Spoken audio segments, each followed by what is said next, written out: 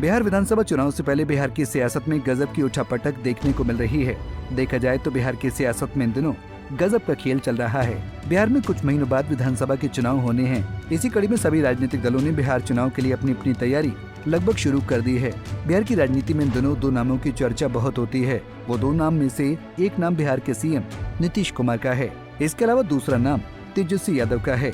ये दोनों नाम बिहार की राजनीति में हमेशा चर्चा में रहते हैं, लेकिन आजकल इन नामों के अलावा एक नाम और खूब सुर्खियां बटोर रहा है और वो नाम है नीतीश कुमार के बेटे निशांत कुमार का। अब ये सब जानकर आपके मन में सवाल तो जरूर आया होगा कि कैसे।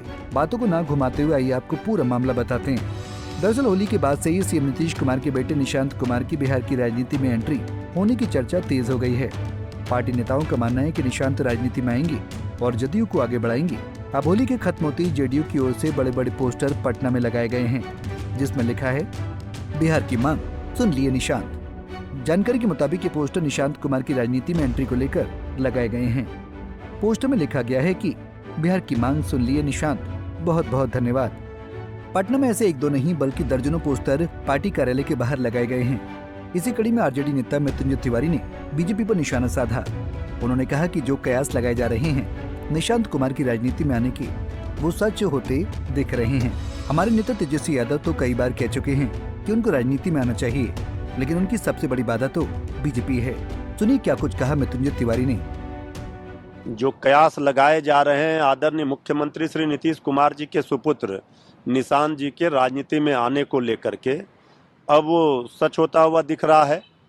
कल भी होली मिलन समारोह में वर्षों बाद मुख्यमंत्री आवास पर हुआ और उसमें सभी नेताओं के साथ उन्होंने होली खेली। तो हम लोग तो हमारे नेता श्री तेजस्वी यादव जी कई बार कहे हैं कि उनको राजनीति में आना चाहिए, स्वागत है उनका, लेकिन सबसे बड़े बाधक तो उनका बीजेपी है। बीजेपी नहीं चाहती कि वो राजनीति में आए। फिर परिवारवाद पर जो सवाल खड़े हो रहे थे उस पर क्या होगा? अरे राजनीति में सबको आने का अधिकार है, लेकिन जनता की अदालत में जनता किसे स्वीकार करेगी, किसे खारिज करेगी, किसे अर्श पर पहुंचाएगी, किसे फर्श पर पहुंच, जनता तय करेगी। लोकतंत्र है, तो आए जनता के बीच में काम करें, इसमें क्या हर्ज है।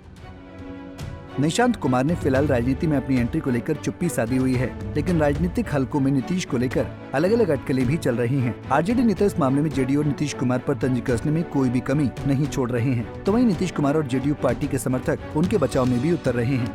निशांत कुमार की एंट्री को लेकर बीजेपी नेता शाहनवाज हुसैन ने बताया कि नीतीश कुमार परिवारवाद से बहुत दूर रहते हैं। अगर उनके बेटे को राजनीति में आना ही है तो जेडीयू में आएंगे। सुनिए क्या कुछ कहा शाहनवाज हुसैन ने। नीतीश कुमार जी परिवारवाद से बहुत दूर हैं, लेकिन समर्थक लोग लगाते रहते हैं। और अगर नीतीश जी के परिवार का लड़का है तो वो अगर उसको राजनीति में आना भी होगा तो जेडीयू में ही आएगा कि लंटन वालों के पास जाएगा। तो नहीं, कुमार एक बार अचानक से आए, वो मीडिया से लोग लगाते रहते हैं, उसमें कोई। आपको लगता है वो इस बार चुनाव लड़ेंगे? नहीं, मुझे क्या लगेगा, मुझे कोई इस बारे में सोचना ही नहीं है। बहरहाल निशांत कुमार की राजनीति में एंट्री को लेकर माहौल अभी गरमाया हुआ है। बिहार में चर्चा तो यहाँ तक है कि वो आगामी विधानसभा का चुनाव भी लड़ेंगे। फिलहाल इसके बारे में अभी कुछ कहना जल्दबाजी होगी। हालांकि राजनीतिक पंडितों का मानना है कि निशांत कुमार जेडीयू की विरासत संभालेंगे।